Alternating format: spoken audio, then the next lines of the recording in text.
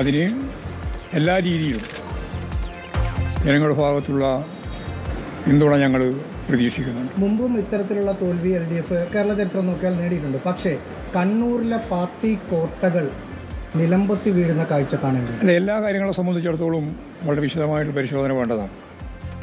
ഏതെങ്കിലും ഒരു ഭാഗത്ത് മാത്രമല്ല, പൊതുവേ കേരളത്തിൽ നല്ല പരാജയമാണ് ഇടതുപക്ഷ ജനാധിപത്യ മുന്നണിക്ക് ഉണ്ടായിട്ടുള്ളത്. ഓരോന്നും സംബന്ധിച്ച് ഞാൻ നേരത്തെ പറഞ്ഞതുപോലെ ആഴത്തിൽ വിശദമായി പരിശോധിച്ച് തിരുത്തി മുന്നോട്ടേക്ക് പോകാനുള്ള വളരെ ഫലപ്രദമായ സംഘടനാ പ്രവർത്തനം, രാഷ്ട്രീയ പ്രവർത്തനം പാർട്ടി തീർച്ചയായിട്ടും നിർവഹിക്കുക തന്നെ.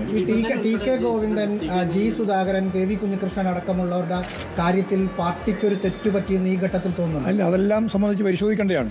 അതൊന്നും ഇപ്പോൾ ഒരു വികാര പ്രകടനത്തിൻ്റെ ഭാഗമായിട്ട് പറഞ്ഞ് അവസാനിപ്പിക്കേണ്ടുന്ന ഒന്നല്ല.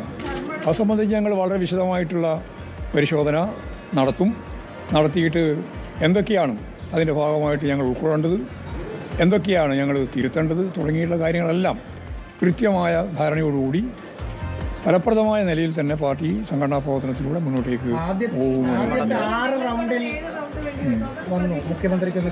അല്ല, പൊതുവേ വോട്ടിൽ കുറവുണ്ടായിട്ടുണ്ട്. ആ കുറവ് ഉൾപ്പെടെയാണ് ഞാൻ നേരത്തെ പറഞ്ഞത്. ഒക്കെ പരിശോധിക്കേണ്ടിയുണ്ട്. ഓരോ മണ്ഡലത്തിലും ഓരോ പ്രദേശത്തും ഒക്കെ എങ്ങനെയാണ് എന്നുള്ള കാര്യം വിശദമായിട്ടുള്ള പരിശോധനയിൽ, ആഴത്തിലുള്ള പരിശോധനയിൽ മാത്രമേ മനസ്സിലാക്കാനാവുള്ളൂ. അത് തീർച്ചയായിട്ടും പരിശോധിക്കും എന്നാണ് പറയാനുള്ളത്. നമുക്ക് പരിശോധിക്കാൻ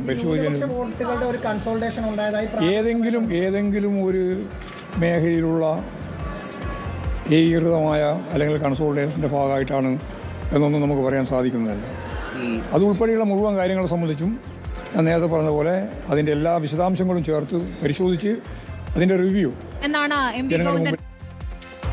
ഏതായാലും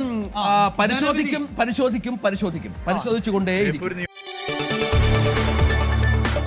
കൂടുതൽ വാർത്തകൾക്ക് News 18 കേരളം യൂട്യൂബ് ചാനൽ സബ്സ്ക്രൈബ് ചെയ്യുക.